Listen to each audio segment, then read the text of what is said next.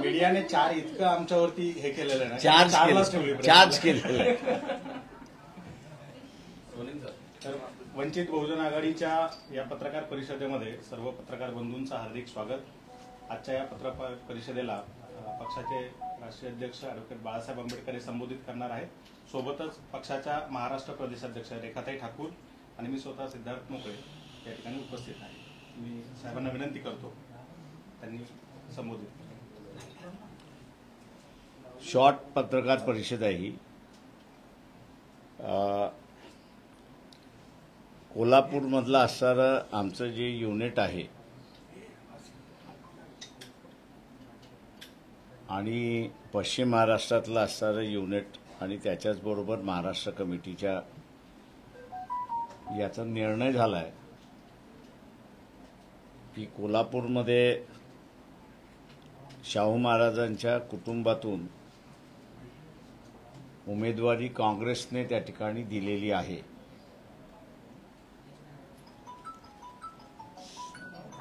आम्ही असणारं पक्ष म्हणून आणि आयडिओलॉजी म्हणून फुले शाहू आंबेडकर असं संबोधित त्या ठिकाणी करत असतो. आयडिओलॉजिकल भूमिका त्या ठिकाणी घेत असतो आणि त्याच्यामुळे शाहू महाराजांचा असणारा विचारसरणी आणि त्यांचं असणारं कुटुंब हे चळवळीचं जवळचं कुटुंब आम्ही त्या ठिकाणी असणारं मानतो आणि म्हणून निर्णय तिन्ही ठिकाणी असणारं घेण्यात आलेला आहे की पक्षाच्या वतीने त्यांना पूर्णपणे आमचा असणारा पाठिंबा आहे.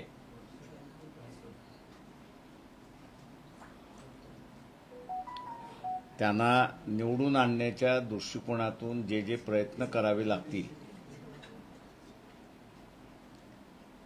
ते सगळे प्रयत्न पक्षाच्या वतीने त्या ठिकाणी केल्या जातील.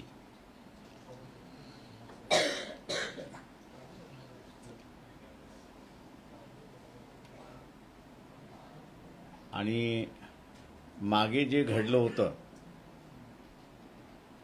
ते यावेळेस न घडू देणं याची दक्षता सुद्धा त्या ठिकाणी घेण्यात येईल.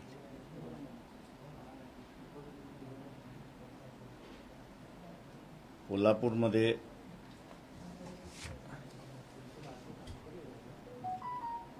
शाहू शहाजी छत्रपती यांचं नाव घोषित काँग्रेसमार्फत करण्यात आलेलं आहे.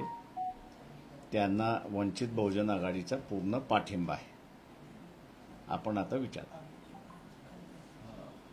सर, जागा वाटपाचा काही तिढा सुटलेला आहे का किंवा तुमची भूमिका काय? आज ओबीसी बहुजन पार्टी यांचे जे नेते आहेत प्रकाश शेंडगे हे सुद्धा तुमच्या भेटीसाठी आले होते. 1-1.5 तास चर्चा सुद्धा झाली आहे. 22 जागांचा त्यांनी सुद्धा प्रस्ताव दिला अशी माहिती मिळते. काय नेमकं यातून बोध द्यावा किंवा काय यातून आउटकम? तुम्ही 2 मिक्सअप करताय. MBAचा तुम्ही जर विचारणार असाल तर तो तिढा तुम्ही त्यांनाच विचारा. त्याच्याबद्दल आम्हाला काहीच माहिती नाहीये. मला सांगतो. दुसरं, प्रकाश शेंडगे यांनी असणारा नवीन पक्ष रजिस्टर केलेला आहे. त्यांनी एक लिस्ट आमच्याकडे असणारं सादर केलेली आहे. तेव्हा त्यांना आम्ही असं सांगितलं की आमचंच घोंगडं तिथं भिजत पडलेलं आहे. ते मिटल्याशिवाय आम्ही आपल्याशी त्या ठिकाणी बोलू शकत नाही किंवा फायनलिटीला आपण येऊ शकत नाही. 1.5 तास आमची असणारी चर्चा झाली. ते कुठले कुठले मतदारसंघ मागतात आहेत, का मागतात आहेत याची असणारी माहिती आम्ही त्या ठिकाणी घेतली आणि पुढची चर्चा कंटिन्यू राहील असं आम्ही त्या ठिकाणी ठरवलेलं आहे. 4 सीझनच्या बैठकीनंतर तुमची जागा वाटपासंदर्भात महाविकास आघाडीसोबत काही चर्चा झाली का? कारण दावे प्रतिदावे बरेच करण्यात आले. संजय राऊतांनी म्हटलं की प्रस्तावांचं स्वीकारलं असतं तर परत आलं असतं. त्या सगळ्याचा अर्थ काय काढायचा? म्हणजे आता पण म्हणतायत की प्रकाश आंबेडकर जे ते कोणी टाकत असतात. कोणी टाकत असतात की त्यांना वस्तुस्थिती दाखवल्या जात असते. 2 गोष्टी आहेत. त्यात माझं म्हणणं असं आहे की तुम्ही आम्हाला जर सहकार्य केलं असतं तर कदाचित हे घोंगडं ते दिवस भिजलं नसतं. तुम्ही सगळ्यांनी असणारं टार्गेट आम्हाला केलं आणि म्हणून त्यांना त्यांचं कोंबडं झाकता आलं. त्यांचं कोंबडं आता असणारं उगवायला लागलेलं आहे, आवाज द्यायला लागले, बांग द्यायला लागलेलं आहे की 10 जागेवरती असणारा सेना आणि काँग्रेस यांचा टाय आहे. 5 जागांवरती NCP, शिवसेना आणि काँग्रेस असा असणारा टाय आहे. ही न्यूज माझ्या अंदाजानं एक 8-10 दिवस अगोदर आम्ही ज्यावेळेस मांडलं होतं तिला असणारं प्राधान्य मिळालं असतं तर कदाचित तो रिझॉल्व्ह झाला असता. पण सगळा टार्गेट हाच राहिला की वंचित जागा देत नाही, वंचित अमुक करत नाही, वंचित अमुक करत नाही, वंचित अमुक करत नाही. तिथे आमचाच प्रश्न होता, त्यांचंच भांडण मिटत नसेल, त्यांचाच तिढा जर संपत नसेल तर आम्ही त्याच्यामध्ये कुठे शिरायचं. त्यामुळे आजही त्यांचा तिढा संपलाय असं आम्हाला काही कम्युनिकेट करण्यात आलेलं नाही. तुमची नेमकी भूमिका काय राहणार आहे जोपर्यंत शिवसेना असेल, राष्ट्रवादी असेल किंवा काँग्रेस असेल, या तिघांचा तिढा मिटल्यानंतर तुमची त्यामध्ये एंट्री होणार आहे? हो, पाहिजे त्यांचाच तिढा मिटणार नसेल तर आमची एंट्री करून काय उपयोग आहे? तोपर्यंत तुम्ही वेट अँड वॉचच्या भूमिकेत राहणार? आम्ही असं आजच सकाळी आम्ही सांगितलं की आमचं जे ठरलेलं आहे ते 26 तारखेपर्यंत आम्ही थांबणार.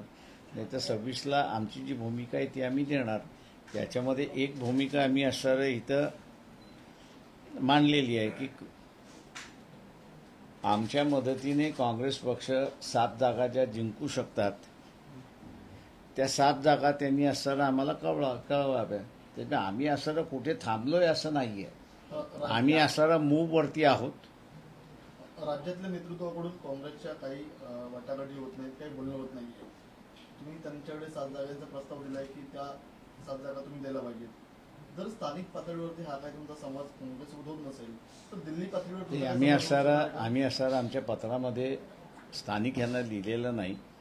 ते पत्र आम्ही असं काँग्रेसचे अध्यक्ष जे आहेत खरगे यांना असणारं लिहिलेलं आहे.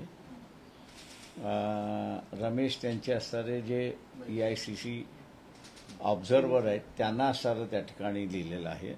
आणि एक इन्फॉर्मेशन म्हणून आम्ही असणारं नाना पटोलेंना सुद्धा त्या ठिकाणी लिहिलेलं आहे. त्याच्यामुळे आम्ही असं एक्सपेक्ट असं करतोय की महाराष्ट्रातल्या काँग्रेसचं कुठल्या 7 जागांवरती एकमत झालं तर फार चांगलं आहे. नाही झालं तर त्या खरगे जे आहेत अध्यक्ष जे आहेत त्यांनी घेऊन ते आम्हाला कळवाव्यात असं आम्ही त्यांना म्हटलेलं आहे. तुमच्या 7 जागांच्या प्रस्ताव 7 जागेसंदर्भात तुम्ही त्यांना पत्र लिहिलं, पत्रांचा अजून कोणता रिस्पॉन्स आलेला नाही. बरोबर आहे. जर गरज पडली तर स्वतः तुम्ही राहुल गांधींशी या संदर्भात संवाद साधणार आहात का? तुमची काही भूमिका घेण्यापूर्वी अजून त्याच्यावरती आम्ही काही विचार केलेला नाही. तुमच्या 7 जागांचा अर्थ असा काढायचा कारण की काँग्रेसने 7 जागा आम्हाला कळवाव्या, त्या 7 जागांवर वंचित पाठिंबा देईल, उर्वरित 41 जागांवर वंचित बहुजन आघाडी स्वतःचे उमेदवार उभे करणार आहे. तो निर्णय आम्ही नंतर घेऊ ना. 26 तारीखपर्यंत तुम्ही अल्टिमेटम 26 तारखेच्या नंतर आम्हाला जो निर्णय घ्यायचा आम्ही असणारा आम्हाला कोणाला कळवण्याची गरज नाहीये. आम्हाला ते कळवायचं ते पब्लिकला कळवायचं, वोटरला कळवायचं आहे. सर यालाच जोडून प्रश्न आहे की वंचितचे 26 तारखेपर्यंत जर निर्णय होत नाहीये, समजून होत नसेल तर तुमची भूमिका ही स्वतंत्र असेल काय? एकला चलोर याची भूमिका घेणार. मी तुम्हाला सांगितलं ना 26 तारखेला आमची जी काही भूमिका आहे ती आम्ही मांडू. सर, एकीकडे तुम्ही असं म्हणत आहात की 7 जागांचा प्रस्ताव काँग्रेस सोबतचा तुम्ही वेट अँड वॉचची भूमिका घेतात, मात्र दुसरीकडे मवियाचे नेते म्हणत आहेत की वंचित ही आमच्या सोबतच आहेत, आम्ही वंचितला सोबतच घेऊन चालवतो. ते कुठेतरी दुमत दिसतंय का? आम्ही असं यांचं जर जमलं नाही तर त्याच्यामधला आम्ही असा चॉईस हा दिला की काँग्रेसच्या 7 जागा ज्या आहेत त्या 7 जागा त्यांनी कळवाव्यात. म्हणजे मग आम्ही असं त्यांचं जमलं नाही तर प्रत्येकाला 48 जागा त्या तिघांपैकी लढवाव्या लागतील. आणि त्याच्या तिघांनी जर 48 जागा लढवायचं ठरवलं तर त्याच्यापैकी म्हणून आम्ही काँग्रेसला म्हटलं की 7 जागा तुम्ही आम्हाला कळवा, आम्ही तुम्हाला पाठिंबा देतो त्या 7 जागेवरती. बाळासाहेब, एकीकडे तुमच्यासमोर आव्हान असणार ते महायुतीची जवळपास पहिली यादी घोषित झालेली आहे. त्यांची आता 20 जणांची यादीने वाक्य आहे. त्यांच्या दिल्लीमध्ये बैठका सुरू आहे. दुसरीकडे तुमचं असं म्हणत आहे की महाविकास आघाडीमध्ये जागा वाटपाचं घोंगडं अजूनही भिजतच आहे. तुम्ही वाट पाहत आहे ती 3 पक्षांची, त्या तिघांमध्ये काय ठरते त्यानंतर तुमची भूमिका जाहीर करणार आहात. तुमचं ऑब्झर्वेशन काय सांगताय? महाविकास आघाडी तुम्हाला वेटिंगवर ठेवते का, किंबहुना महाविकास आघाडीच्या वेटिंगची तुम्ही 26 तारखेला वाट पाहणार आहात? त्यापूर्वी कार्यकर्त्यांना काय मेसेज देऊ इच्छिता का? तुमची काय भूमिका जाहीर ते करणार? आम्ही असं गेले 3 महिन्यापासून महाराष्ट्रभर सभा आणि आंदोलन चाललेलीच आहेत आमचे. त्याच्यामुळे आम्ही असं आजच्या स्टेजमध्ये असणारं वेल्ड ऑइल्ड मशिनरी आमची इलेक्शनची झालेली आहे. त्याच्यामुळे आम्हाला असणारं हे जे त्यांचं होत नाही म्हणून वोटरला गॅल्वनाइज करण्याचा जो भाग आहे तो आम्ही केलेलाच आहे. त्याच्यामुळे आम्ही असणारा कॅन्डिडेट असेल तर उमेदवार असं नाही. आमच्या असणारं जी काही बांधणी आहे ती बांधणी म्हणजे जिल्हा पातळीची बांधणी, तालुका पातळीची बांधणी, शहराची बांधणी, प्रभाग, जिल्हा परिषद सर्कल, पंचायत समिती सर्कल इथपर्यंत आमची असणारी बांधणी आहे. त्याच्यामुळे आम्हाला कधीही केव्हाही इन्फ्रास्ट्रक्चर जो आहे तो रेडी अवेलेबल असतो आणि आम्ही कुठलाही निर्णय घेतला तर तो आम्ही अंमलबजावणी करू शकतो. 2019 प्रमाणे तुम्ही संपूर्ण महाराष्ट्रामध्ये सर्व जागांवरती निवडणुका लढवणार आहात का, किंवा काही स्पेसिफिक जागांवरती निवडणुका लढवणार आहात? अच्छा, आता तुम्ही हे केलं पाहिजे. त्याच्यामध्ये आता 7 जागा जेव्हा काँग्रेसमध्ये तेव्हा 48 कसं काय लढणार राजा? सिंपल आहे, सिंपल आहे. महाविकास आघाडीला 27 जागा देखील सांगितल्या होत्या. सांगू इच्छिता का की या हो, गिरीश सर. कोणत्या जागा असणार आहेत? मी काँग्रेस पार्टीचा अध्यक्ष थोडी आहे. 48 जागा नाही पण 27 जागांचा आपण एक माहिती दिली होती महाविकास आघाडीच्या बैठकीत की या 27 जागा आहेत, ह्याच्यापैकी काही जागा आम्हाला भेटल्या पाहिजे. मग ज्याप्रमाणे त्यांनी विचारलं की 48 जागा लढवणार की अजून किती, मग त्या 27 जागांचा तुम्ही जो सर्व्हे केला होता किंवा तुमच्या माहितीत आहे, मग त्या जागांवर तुम्ही निवडणूक लढवणार आहे का, जर एकलो चालायची तुमची भूमिका असेल तर? नाही, अजून मी म्हटले ना की आमची भूमिका जी आहे ती आम्ही 26 तारखेला मांडतो. पत्रामध्ये असं म्हटलं होतं की वंचितच्या प्रतिनिधींचं ऐकून घेतलं जात नाही महाविकास आघाडीच्या बैठकीमध्ये. आता मागे जी महत्वाची बैठक सिल्वर मोकवर झाली तिथे सुद्धा वंचितला बोलवण्यात आलं नाही महाविकास आघाडीकडून. तर कुठेतरी वंचित या पक्षाला गृहीत धरलं जाते का महाविकास आघाडीकडून? आम्ही आमचा टार्गेट ठरवलेला आहे. डिसलॉगिंग बीजेपी हा आमचा टार्गेट आहे. त्याच्यामुळे तो टार्गेट अचीव करण्यासाठी हे जे छोटे मोठे हेवेदावे जे आहेत त्याला आम्ही बाजूला सारतो. आम्ही त्याला काही फार मोठं महत्त्व देतोय असं नाही. आमचं म्हणणं असं आहे की त्याच्यामध्ये त्यांची जी मुळात भांडणं आहेत ती संपली पाहिजेत. ती जर संपत नसतील तर मग आम्हाला काय भूमिका घ्यायची ती आम्ही 26ला घेऊ ना. जर भाजपच्या जागा कमी झाल्या तर नितीन गडकरी हे पंतप्रधान होऊ शकतात. भाजपच्या जर जागा कमी झाल्या नितीन गडकरी हे पंतप्रधान होऊ शकतात. देशाचे 200च्या खाली जर जागा आल्या किंवा 250 आल्या किंवा किती आल्या ते डिपेंडेबल आहे. मी असं म्हणेन की ऑपोजिशनच्या किती आल्यात. समजा हे 200च्या खाली आले असं धरून चालू तर 300 जागा त्या बाजूला आहेत ना. जेव्हा 300 जागा त्या बाजूला असेल तर पंतप्रधान नेमका त्याच बाजूचा होणार. नितीन गडकरी कसं होणार? त्याच्यामध्ये असणारं जे आहे ते काँग्रेस पार्टीचा रोल हा महत्वाचा राहील असं मी त्या ठिकाणी मानतोय. आणि तो रोल म्हणजे अखिलेशनी जे यात्रा येत असताना जी भावना व्यक्त केली किंवा ममता बॅनर्जींनी असणारी जी भावना या ठिकाणी व्यक्त केली की तुम्ही येताय आमच्या राज्यामध्ये, आम्हाला विश्वासात घ्या, तेव्हा डिपेंडेबल हे राहील की त्यावेळेस काँग्रेस पक्ष या सगळ्यांना विश्वासात घेऊन जर केलं तर काँग्रेसची बाजू आहे. विश्वासात जर काँग्रेसने घेतलं नाही तर मग कोणाची ही बाजू? सर विश्वासाचाच प्रश्न आहे. तर मग ज्या 4 जागेंचा प्रस्ताव दिला होता तुम्हाला, त्या 4 जागेंपैकी 2 जागा अशा होत्या की जिथे ते तिन्ही पक्ष महाविकास आघाडीतले जिंकू शकत नाही असा एक अंदाज वर्तवला जात होता, म्हणून त्या 4 पैकी 2 जागा तुम्हाला दिल्या असं म्हटलं जातंय. मी काय म्हणालो की आम्हाला असं तुम्ही कुठून 4चा आकडा आणला हा मला माहित नाही. संजय राऊतांनी सांगितलंय 4 जागांचा आम्ही प्रस्ताव दिला, त्या 4 जागा कोणत्या आता आम्ही- याबाबतचं गुढ अद्याप उकललेलं नाहीये. त्यामुळे वंचितकडून ते सांगता येईल का की 4 जागा आम्ही नेमक्या असं- कोणत्या जागा आहेत? माझ्या अंदाजानं सिद्धार्थ मोकळे यांनी बरेच वेळा त्यांच्या व्हिडिओमधनं आणि त्यांच्या स्टेटमेंटमधनं क्लिअर केलंय की आम्हाला 4 कधीच ऑफर केलेला नाहीत. 3 ऑफर केल्या होत्या. त्याच्यामध्ये एक अकोला होती की जी आम्ही त्यांना म्हटलं तुम्ही परत घ्या. तसं म्हटलं तर 2च जागा त्याच्यामधल्या असणाऱ्या दिल्या होत्या त्यांनी.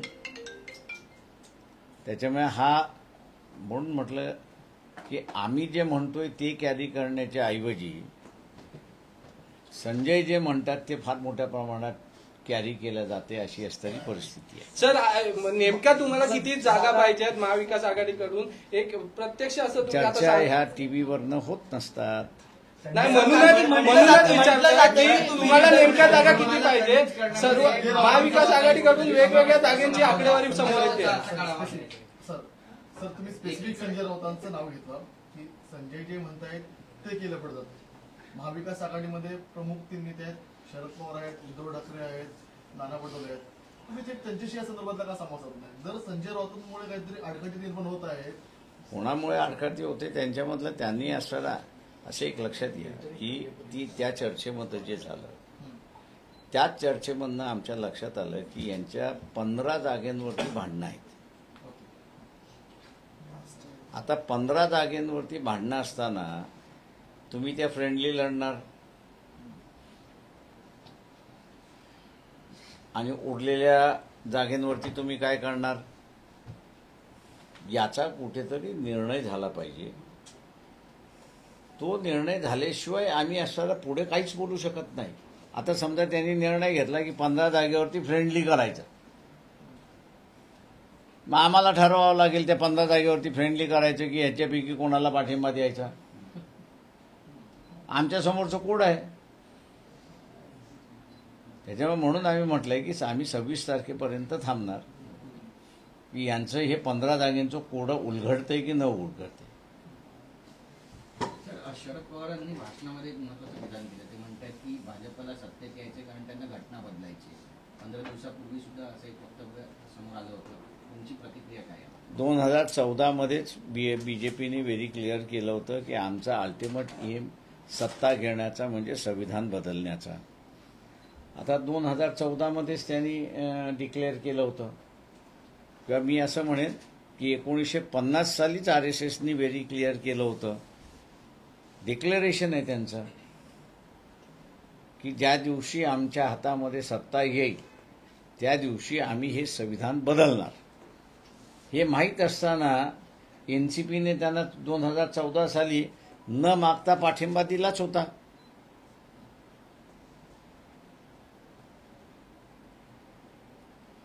सर तुम्ही काँग्रेसला 7 जागांवर सपोर्ट करू असं म्हणताय, जर यांचं ठरलं नाही. ज्या वेळेला ट्रायडेंटमध्ये बैठक झाली होती त्या बैठकीमध्ये तुम्ही उपस्थित होता. बाहेर येताना तुम्ही असं एक विधान दिलं होतं की काँग्रेससोबत आमचं जमत नाही आणि तर त्याच काँग्रेसला 7 जागांवर पाठिंबा द्यायचा. मी काँग्रेसबरोबर जमत नाही असं कुठेच म्हणालेलो नाही. मी असं एवढं म्हटलं की चर्चा खुल्या मनाने झाली, खुल्या दिलाने झाली. त्या चर्चेशी मी असं आनंदित आहे. आणि म्हणून मी असं म्हणतोय की ॲटलिस्ट 15 जागेंचा डिस्प्यूट आहे तो तरी मान्य करण्यात गेलेला आहे तिथे. ठाकरेंसोबतची तुमची आघाडी अजूनही आहे का? भीमशक्ती शिवशक्ती तुम्ही जाहीर नाही, माझ्या अंदाजाने ती आघाडी आता नाही आहे असं मी म्हणतो. याचं कारण की आता 4 पार्टी एग्रीमेंटमध्ये आम्ही सगळेजण आहोत. जे एक्सक्लुसिव्हली होतं शिवसेना आणि वंचित बहुजन आघाडी ते राहिलेलं नाही. मी अजूनपर्यंत बोललो नाही, पण आम्ही असताना अनेक वेळा त्याच्यामध्ये की महाविकास आघाडीमध्ये जायचं असेल तर आपण दोघांनी पहिल्यांदा बसलं पाहिजे, स्ट्रॅटेजी ठरवली पाहिजे, जागा ठरवल्या पाहिजे आणि मग आपण तिथे बोलू. त्याच्यातल्या काहीच गोष्टी फॉलो झाल्या नाहीत आणि ते इंडिपेंडेंटली जाऊन त्यांच्याशी बोलून आले. त्याच्यामुळे असताना आता आम्ही असं म्हणतो ती जुनी युती नाही. आता महाविकास आघाडी बरोबर आमचं जमलं तर युती आहे, नाही जमलं तर युती नाही. मग महानगरपालिकेच्या निवडणुका लागल्या तर पुन्हा एकदा तुमच्यावर युती केली जाऊ शकते, कारण का ही युती जेव्हा झाली ती महानगरपालिकेच्या अनुषंगाने झाली होती. असं काहीच आमचं हे नव्हतं त्यावेळेस की महानगरपालिकेपुरती आणि विधानसभेपुरती आणि लोकसभेपुरती नाही, असं काहीच नाही. पक्षाची युती झाली.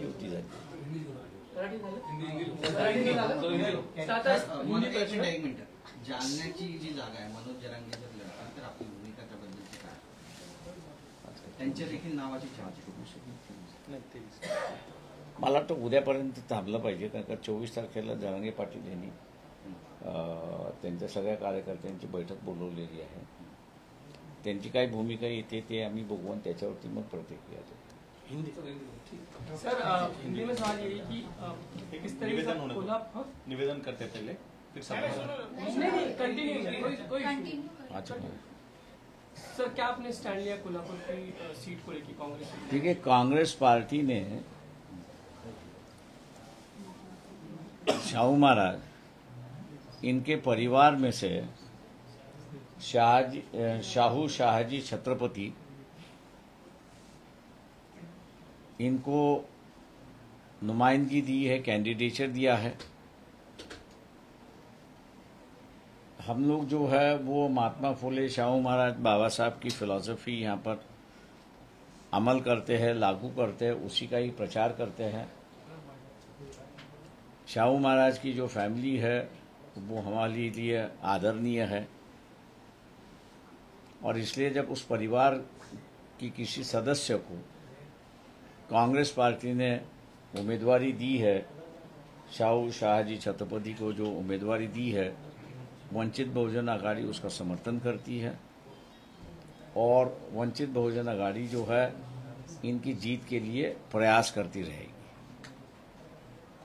सर इसके अलावा जिन 7 सीट का जिक्र आपने कांग्रेस से किया था कि आपने समर्थन देने के लिए तैयार है, क्या कुछ उसके आगे बात बढ़ी है, उनकी ओर से कुछ कहना है? मेरे ख्याल से देखिए कि ये सवाल जो है वो थोड़ा सा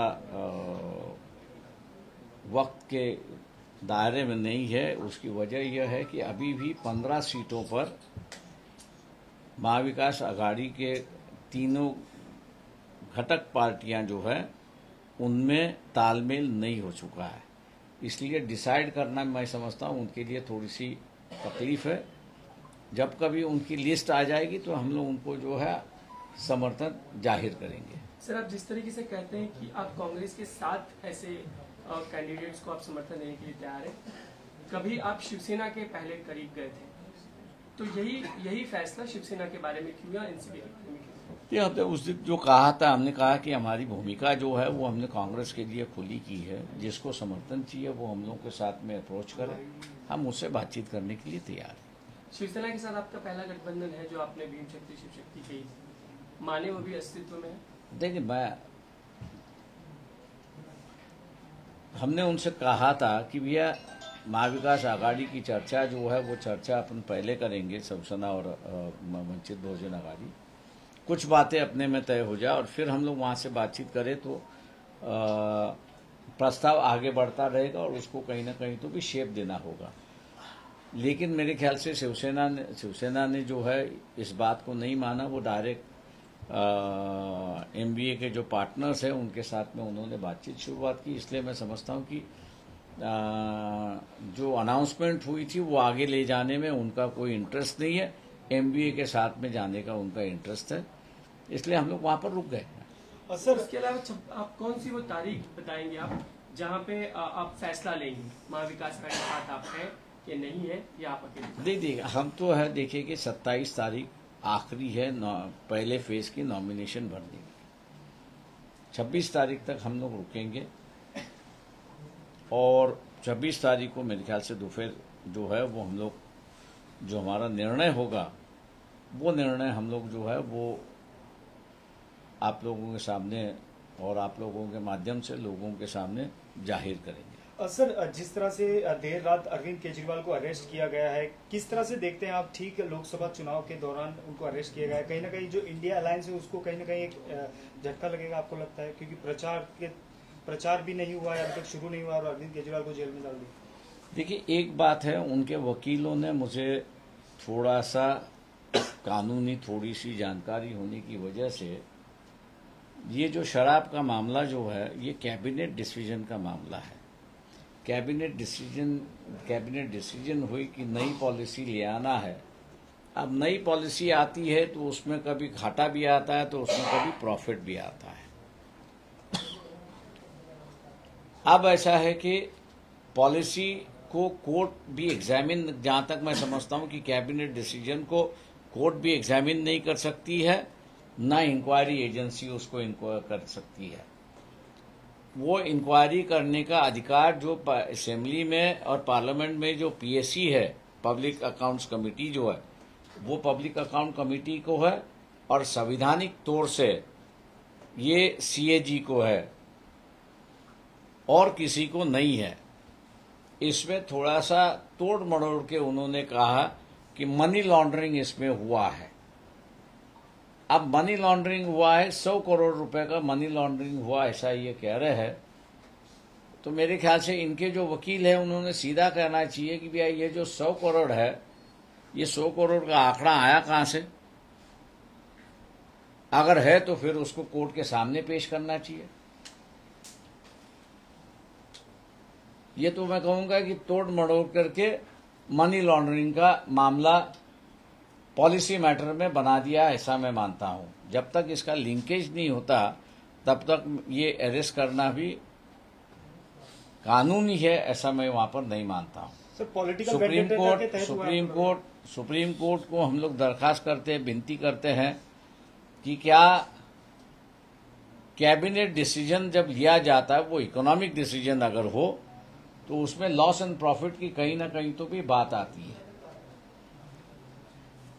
अगर लॉस एंड प्रॉफिट की अगर बात आती है तो मेरे ख्याल से नानी पालखीवाला जब बजट पर बम्बई में बोलते थे तो वो कई सेक्रेटरियों के डिसीजन से केंद्र सरकार को कितना नुकसान हुआ उसका वो विवरण और फिगर भी देते थे। लेकिन इस बात को पब्लिकली बाहर आने के बाद भी किसी भी सरकार ने उस सेक्रेटरी और उस मंत्री को